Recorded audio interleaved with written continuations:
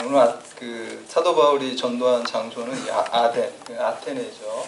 그리스 철학의 발상지, 여러분 다 들어보신 뭐 소크라테스, 플라톤, 아리스토텔레스가 활동하던 그 철학의 발상지, 또 문명과 지성의 발상지에서 이제 복음을 전하게 됩니다.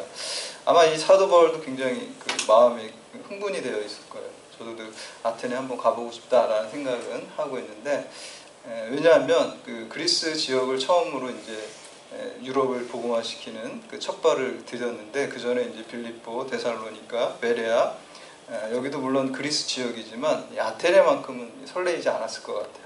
왜냐하면 이 사도 바울 같은 경우 율법의 박사이기도 하지만 또 그리스 철학에 아주 능통한 박사입니다. 그래서 기독교 신앙을 그리스 철학으로 이렇게 토착화시키고 또 개념화시켜서 이렇게 체계화시킨 사람이 바로 사도 바울이기 때문에 아마 굉장히 동경하는 마음도 있었고, 아테네에 대해서 떨리는 마음으로 아마 그곳에 도착했을 것입니다.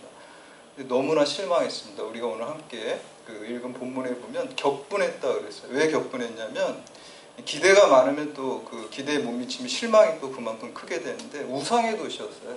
3만 개의 우상이 있고, 심지어 혹시 내가 빠뜨린 우상 없을까 해가지고 이름 없는 신에게라고까지 그 우상 숭배하는 우상의 도시여서 격분하는 것을 볼 수가 있습니다. 거기 우리가 이제 파르테논 신전이라는 것도, 이 파르테논이가 만신전이에요. 모든 신들을 다 섬긴다라고 얘기하는 것이고, 아테네라는 이름조차도 여신 이름이에요. 아테네가 여신의 이름을 갖다가 아테네라고 이렇게 붙였습니다. 이것을 이제 로마 시대로 들어오면서 이 아테네가 로마식으로 표기를 하면 미네르바라 그러죠. 그리고 이제 이 아테네 여신의 어떤 사자라 그럴까, 상징이 바로 이제 올빼미, 부엉이입니다. 그래서 헤겔의 법철학 선문에 보면은 그런 얘기, 미네르바의 올빼미는 황혼역에서야 비로소 날개를 편다, 그런 이제 유명한 문구가 있죠. 근데 이제 우리가 젊었을 때는 잘 모르가도 좀 황혼역이 되고 나이가 들면 좀 세상의 이치를 좀 알 것 같고, 또 우리 믿음의 사람들은 하나님의 나를 향하신 계획을 좀 더 명확하게 알아갈 수가 있죠. 그래서 공자라는 사람도 50세를 지천명이라 그래서 하늘이 나에게 준 천명을 깨닫는 나이다, 이렇게 얘기를 하는데, 여기서 이제 그 헤겔이 말한 그 미네르바의 올빼미가 황혼역에서의 날개를 편다는 사실 그런 뜻이 아니에요. 철학을 얘기합니다. 미네르바의 올빼미가 철학이고, 철학자인 자기 자신을 얘기하는 거예요. 철학의 역할이 뭐냐면, 미리 미래를 앞질러서 얘기하는 것이 철학의 역할이 아니라, 일이 다 벌어진 다음에, 황혼역에 일이 다 끝난 다음에 그것을 해석하고 설명해주고 분석하는 게 철학의 역할이라고 하는 겁니다. 그래서 미네르바의 올빼미, 이 아테네 올빼미죠. 그 올빼미가 또 지혜를 상징하는 거고, 그래서 철학의 역할은 뒤에서 설명해주고 해석해주는 거다, 이렇게 얘기를 했는데, 여기에 가장 발끈한 사람이 칼 마르크스라는 사람이에요. 철학은 그런 게 아니다, 뒷북치는 게 철학 아니다. 그래서 이 미네르바의 올빼미가 아니라 뭐라 그러면 갈리아의 수탉이라 그래요. 철학은 갈리아의 수탉은 뭐냐면, 여러분 갈리아라는 지역은 지금의 프랑스 지역이에요. 그리고 이제 그 프랑스 지역에서 수탉들, 닭의 그 원산지가 거기고, 거기를 새벽의 신으로 닭을 이렇게 섬기고 그래요. 그래서 이제 여러분들 프랑스 축구팀 보면 여기 닭이 이렇게 수탉이 그려져 있을 거예요. 그게 그런 이유입니다. 갈리아라는 지역, 프랑스 지역의 수탉이에요. 수탉이 이제 새벽을 깨우죠. 그래서 철학이라는 것은 부엉이처럼 뒷북치고 그런 게 아니라 미래를 선도해가고 이끌어가고 미래를 변혁시켜 나가는 철학이 돼야 된다라고 얘기를 합니다. 그래서 지금까지의 철학은 세계를 여러 가지 모양으로 해석했지만, 이제 나로부터 시작되는 철학은 이 세상을 선도해가고 변혁시켜가는 갈리아의 수탉이 될 것이다, 이렇게 이제 얘기를 합니다. 그런데 문제는 우리가 인생을 살아가면서 이런 지혜와 학문과 철학이 필요하지만, 하나님에 대한 신앙이 없이 그런 이성과 철학이 있으면 첫 번째는 교만해지기 시작해요. 두 번째는 자기의 그 교만이 확대되면 전체주의가 돼요. 정죄하는 거, 이렇게 안 돼. 다른 사람을 정죄하고 이데올로기가 되는 것입니다. 그래서 성경에 보면 잠언서에는 여호와를 경외하는 것이 지식과 지혜의 근본이라고 그랬습니다. 그래서 우리가 하나님을 경외하고 하나님의 뜻을 이루려는 믿음이 있은 다음에 어떤 이성과 학문과 철학이 있을 때 그것을 우리가 올바로 사용할 수 있는 것입니다. 오히려 우리가 신앙이 없으면 신앙이 없이 지식만 있게 되면 사실 더 위험해요. 교만해지고 또 잘못 사용하고 그렇기 때문인 것입니다. 우리 그 22절과 23절에 함께 봉독하겠습니다. 22절, 23절 시작.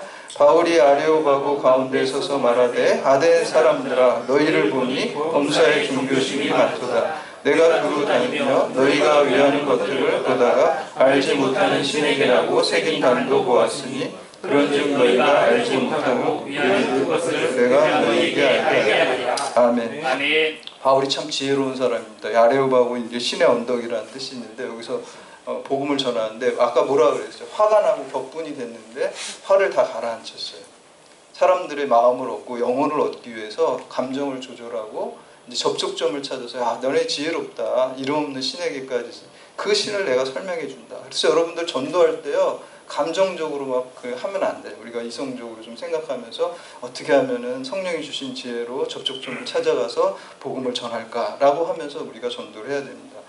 그런데 오늘 말씀해 보면은 이제 두 부류의 철학자들을 얘기해요. 고대 철학은 우리 초기, 중기, 후기로 나눌 수 있는 초기는 소크라테스 이전이고요. 중기는 우리가 말하는 소크라테스, 플라톤 이런 사람들이고 후기는 로마 시대의 그리스 철학이에요. 이 로마 시대의 그리스 철학이 바로 두 학파가 그 에피큐로스 학파, 스토아 학파 얘기하고 있습니다. 이때 로마 시대였잖아요. 로마 시대 그리스 철학이 후기, 고대 철학의 후기입니다. 그래서 이 에피큐로스는 쾌락주의고 스토아 학파는 금욕주의라 그러는데 이 사람들의 죽음에 대한 입장을 얘기를 하고 있어요. 그래서 이제 에피큐로스 쾌락주의라 그러지만 사실 내용을 들어가면은 그 금욕주의에 가까워요. 이렇게 육체적인 쾌락을 추구한 게 아니라 정신적인 쾌락으로 해서 욕심을 줄이자 그래요. 그러면 우리가 아타락시아라는 마음의 평안함을 얻게 된다. 그런데 그 평안함을 깨트리는 게 있었어요. 죽음의 문제였어요. 죽음의 문제를 해결하기 전에는 그 평안이 계속 나를 괴롭히기 때문에 아타락시아를 유지하기가 어려워요. 그때 이 에피큐로스가 뭐냐 그러면 그 쓸데없는 거 다 그냥 잊어버리라고. 그리고 아타락시아를 찾으라 그랬어요. 공자님 말씀과 똑같죠. 제자가 죽음 이후에 물어보니까 내가 세상 일도 모르는데 어떻게 죽음 이유를 하냐. 회피하는 거예요. 근데 반면에 이 스토아파는 금욕주의라 그러는데 이 사람들은요 숙명론 받아들여서 우리 어차피 죽으니까 그냥 죽음 그냥 받아들이자 용감하게. 그러니까 둘 다 하나는 회피하고 하나는 그 숙명으로 받아들이고 이렇게 했기 때문에 둘 다 죽음의 문제를 해결하지 못했어요. 그런데 오늘 이 사도 바울이 기독교 신앙을 가지고 죽음의 문제를 해결합니다. 뭡니까? 예수 그리스도를 믿을 때 우리가 부활하고 영원한 생명을 얻게 된다라고 얘기하고 있습니다. 여러분 과학과 논리가 아무리 발달해도요 죽음의 문제를 인생의 근본적인 문제를 해결해 주지 못합니다. 오직 예수 그리스도만이 우리의 죽음의 문제를 해결해 줄 줄로 믿습니다. 그래서 제가 오늘 제목을 죽음의 진 철학. 철학은 죽음의 졌죠. 아무리 똑똑하고 잘난 척해도 다 죽어요. 그러나 죽음을 이긴 신앙, 예수 그리스도 신앙으로 우리가 사망 권세를 이긴 것입니다.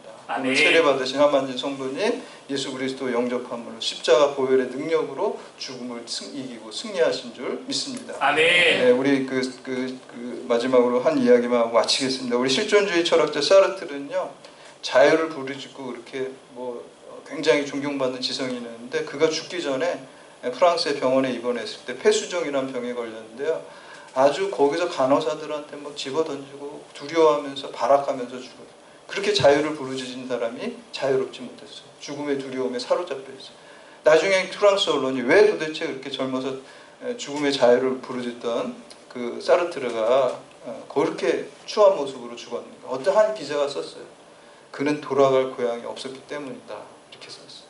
믿음이 없으니까, 무신론자니까 죽음이 두려운 거예요. 죽음으로부터 자기가 살아있을 때는 그렇게 자유로운 인간을 부르짖었는데 두렵고 죽음으로부터 자유롭지 못했습니다.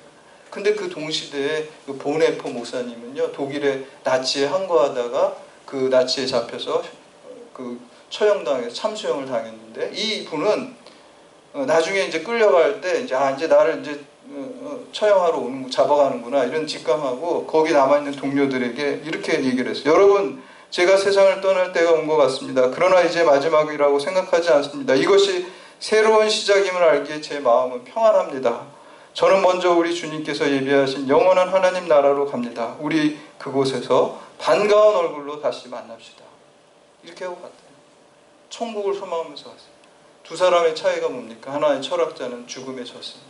죽음을 준비하고 영생을 준비하지 않았습니다. 그러나 이 보네포 목사님은 39세의 나이에 젊은 나이에 죽었지만 천국을 준비하고 죽음을 승리하고 간 것을 볼 수가 있습니다. 그래서 여러분들 예수 그리스도를 믿음으로 이 세상에서 뭐 조금 잘 되고 못 되고 이런 거 일희일비할 거 없습니다. 그 일희일비하는 사람 신앙 없는 사람이에요.